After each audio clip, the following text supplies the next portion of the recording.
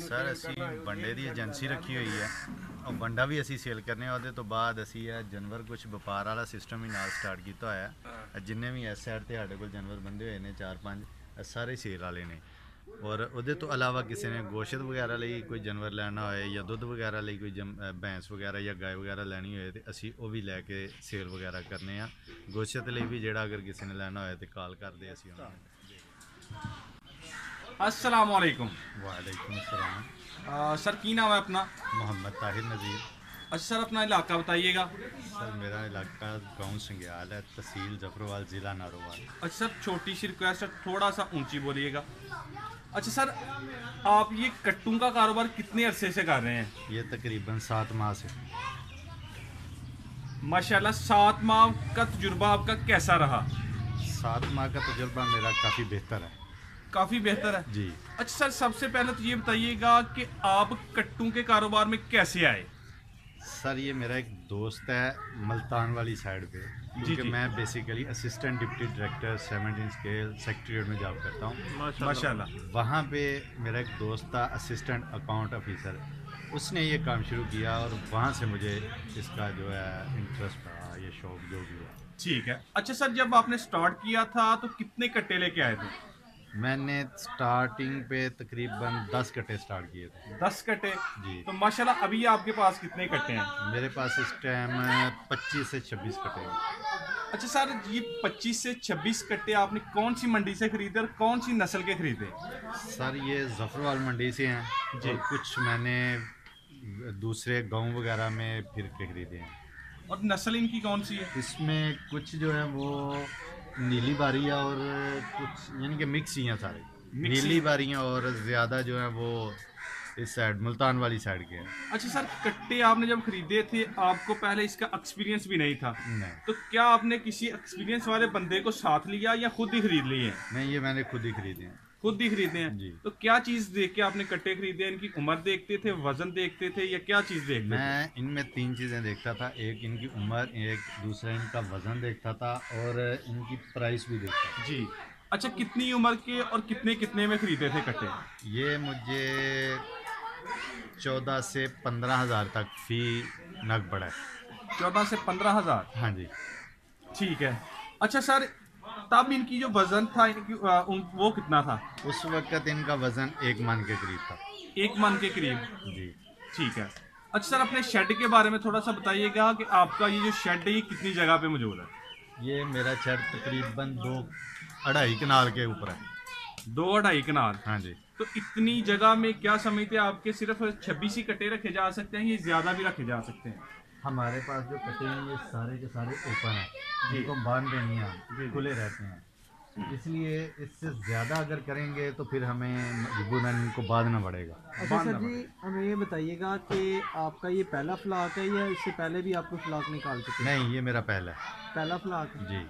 अच्छा सर क्या तवक्कुआत, कितनी देर होगी आपको ये मतलब मुझे बेसिकली इस दफ़ा अभी सर्दियाँ हैं, आपको पता है सर्दियों में मौसम जो है वो काफ़ी टफ रहा है। हमारे पास बारिश थी, बारिश रुकी नहीं। अगर रुकती थी तो 1 दिन रुकती, 2 दिन, फिर इसी तरह स्टार्टिंग रहा और स्टार्टिंग पॉइंट था, इस वजह से ज़्यादा ग्रोथ भी नहीं हो सकी। लेकिन इस टाइम भी माशाल्लाह मेरे कट्टों का वज़न तकरीबन 2.5 मन के ऊपर है।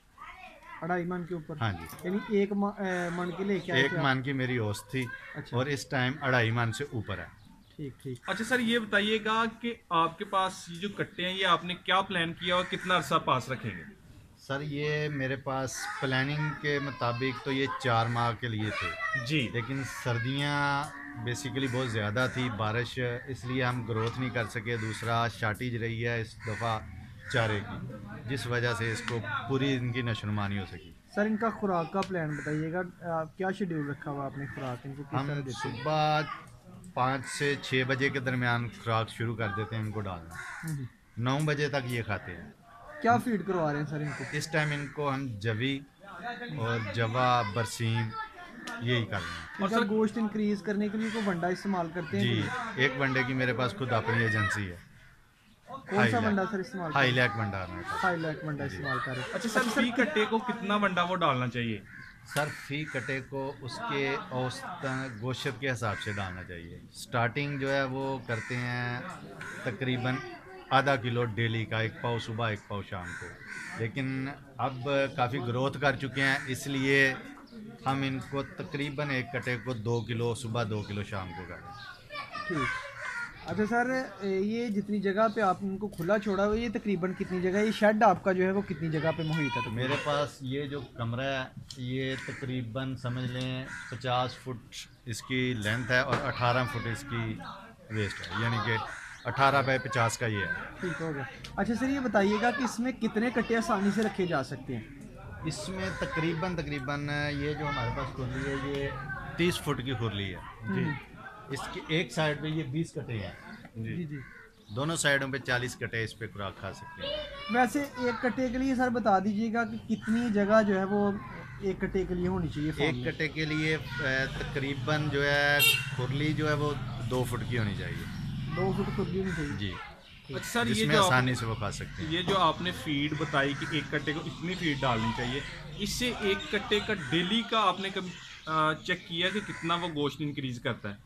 अगर आप फीड में कोई कमी या कोई कोताही ना करें, सुबह और शाम उसको उसकी एवरेज के हिसाब से उसको फीड डालें, और उसके साथ उसकी शर्त ये है कि उसके पास पानी लाजमी मौजूद होना चाहिए और जानवर खुला होना चाहिए। पानी मौजूद हो तो फिर तकरीबन वो आधा किलो के हिसाब से उसका डेली का गोश्त जो है इंक्रीज़ होगा। सर आधा ये किलो, बताइएगा कि आपका ये जो कटा फार्म है रजिस्टर्ड है या फिर नहीं बॉस, अभी मेरा ये रजिस्टर्ड नहीं है। हम देख रहे हैं कुछ सर कट्टों के जो टैग लगे हुए हैं, ये किस चीज़ के टैग हैं? बेसिकली ये टैग मैंने स्टार्ट किए हैं। ये टैग क्योंकि कट्टे खुले होते हैं, इनको बहुत सारी चीज़ें बीमारियों वगैरह के लिए टीका जाल लगाने पड़ते हैं। ये इनका नंबर लगा होता है, नंबर के हिसाब से हमने इनको लिखना होता है कि इस नंबर के कट्टे को हमने ये लगाया है और ये लगाना है।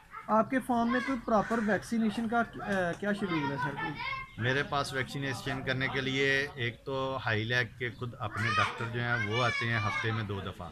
हफ्ते में 2 दफ़ा? हाँ जी। उसके बाद मेरे पास प्राइवेट डॉक्टर हैं तकरीबन 3 जो हफ्ते में एक बार चक्कर लगाते हैं। उसके बाद सरकारी यहाँ पे जो है वेटनरी असिस्टेंट वो भी हफ्ते में 1 बार चक्कर लगाते हैं।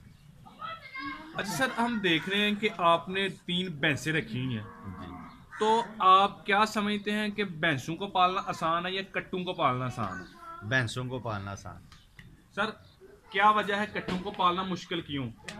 बेसिकली भैंसों को पालना इसलिए आसान होता है कि उन्होंने जितना खाना है उतना उन्होंने अपना एक्सपेंसेस निकाल देना दूध वगैरह का जी।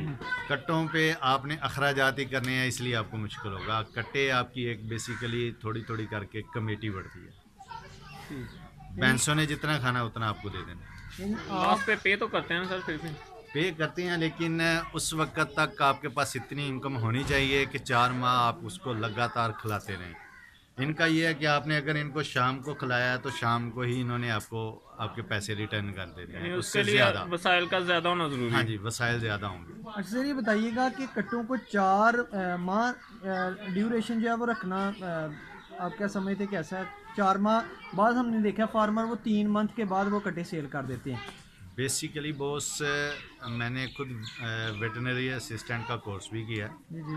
वो उसमें हमें ये होता है कि 1 माह के अंदर अंदर जो है ना, पहले हम स्टार्ट पे लेके आते हैं तो 1 माह में जो कट्टे के अंदरूनी छोटे मोटे जो नुक्स और नुकास वगैरह होते हैं वो ख़त्म करने पड़ते हैं। उसके अंदर जरासीम या कुछ कट्टों को किसी तरह की भी कोई बीमारी होती है वो 1 मंथ वो ले जाते हैं इनको और वंडा फीड करवाने से पहले वंडा फीड करवाने से पहले। उसके बाद जब वो अपनी जगह पे उसका जिगर मैदा वगैरह बिल्कुल फिट हो जाता है तो उसके बाद का हम 3 माह का ड्यूरेशन रखते हैं। अच्छा सर, कट्टों की सबसे बेहतरीन खुराक किसे कहेंगे आप?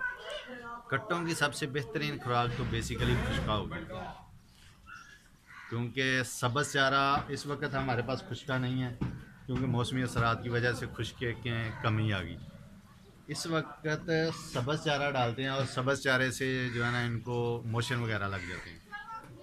अच्छा हमेशा कट्टा जो है वो खुश्क चारा खाएगा और उसका जो है मोशन वगैरह के चांसेस कम होंगे, तो वो ही बेस्ट रहेगा। वो गोश्त में ग्रोथ उसकी जो है बेस्ट आएगी। सर, आप अपने कट्टों को वंडा वगैरह इस्तेमाल करवा रहे हैं, आपके ख्याल से अगर वंडा इस्तेमाल ना करवाया जाए तो जी। 3 माह के बाद या 4 माह के बाद को प्रॉफिट आपके ख्याल से कम कमाया जा सकेगा फिर?